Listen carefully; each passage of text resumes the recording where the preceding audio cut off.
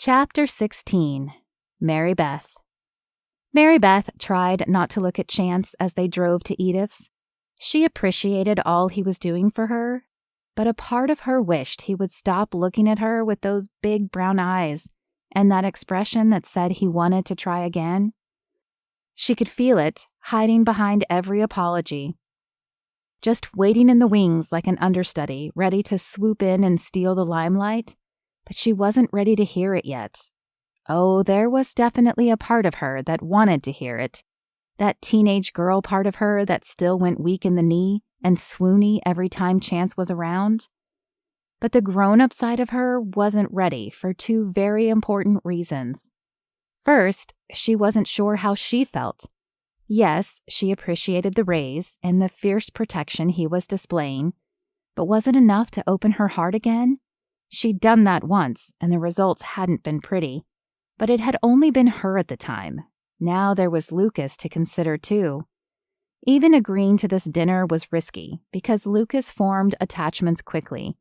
He needed a man in his life, but one who was going to stick around, and she just wasn't sure that Chance wouldn't up and run again. Second, she needed to know that his feelings were really about her and not just his need to protect her. Even in high school, he'd been protective of her, but she chalked it up as part of his personality. Plus, she had been less sure of herself then and more in need of protection. High school could be a cruel world. But what if these feelings of attraction were really protective feelings that would disappear once she was no longer in danger? "Let me guess, wait in the car?" Chance asked as he pulled to a stop in Edith's driveway. Merribeth flashed an apologetic look in his direction. "If you don't mind, I'll be just a minute." "Take all the time you need. I'll be here, at least until my stomach decides to throw a coup from hunger." His easygoing smile told her that his words were sincere, and she returned the gesture before exiting the car. Edith opened the door before Merribeth could even knock. "Your friend again?" She peered around Merribeth, trying to get a better view. "If this is going to be a regular occurrence, you might as well introduce him." "It's not going to be a regular occurrence," Merribeth said through gritted teeth as she reached around Edith for the iPad to sign Lucas out. "In fact, Lucas probably won't be here tomorrow or the day after." Edith's penciled-on eyebrow lifted.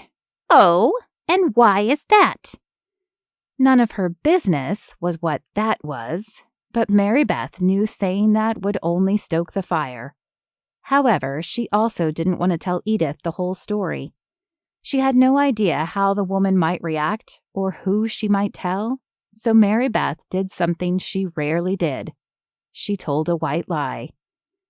"It's our busy week at the resort getting ready for the parade, and my new promotion is going to have me working longer hours. So my boss offered to let Lucas come to work with me for the next few days." It wasn't a total lie, but it still felt horrible leaving Merribeth's lips. Edith didn't look convinced either. Her arms folded across her chest as she narrowed her eyes at Merribeth. "A new promotion, huh?" "Yep. Anyway, I better not leave my friend waiting." She returned the iPad to the shelf and called out for Lucas. Thankfully, he appeared ready to go today, jacket on and all. "I'll let you know when he's coming back," Merribeth said as she ushered Lucas out the door. "I'm not coming back tomorrow?" he asked with wide eyes. "Nope, you're coming to work with me. In fact, we're going to stay at the resort for a few days. How does that sound?" Perhaps if she made it sound like an adventure, he would be less likely to ask why.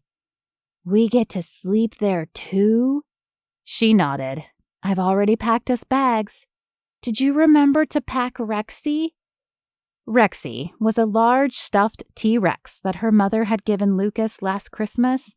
Since then, he and the bluish-green dinosaur had been nearly inseparable. She might have packed in a hurry, but there was no way she would have forgotten Rexy. "Yep, Rexy's in the car, and Mr. Chance is taking us out for pizza." She didn't think his eyes could have gotten any bigger, but they did. "What? An adventure? No Miss Edith and pizza? This is like the best day ever. Merribeth smiled at his exuberance and was glad he didn't know the real reason. She would take excitement over fear any day. Oh, to be a kid again. Mr. Chance, Mom said we get to stay at the resort, Lucas said, as Merribeth strapped him in. I know. Isn't that cool?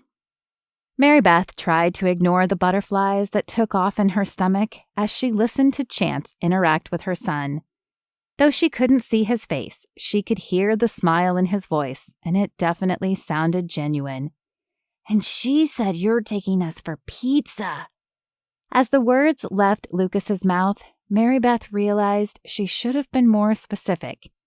Chance had suggested pizza, but saying he was taking them out alluded to him paying for dinner, and he hadn't specifically stated that.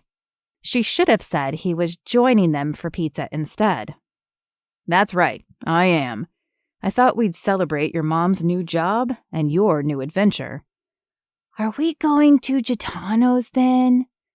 Merribeth wasn't sure if the question was directed at her or Chance, but she felt the need to jump in and join the conversation.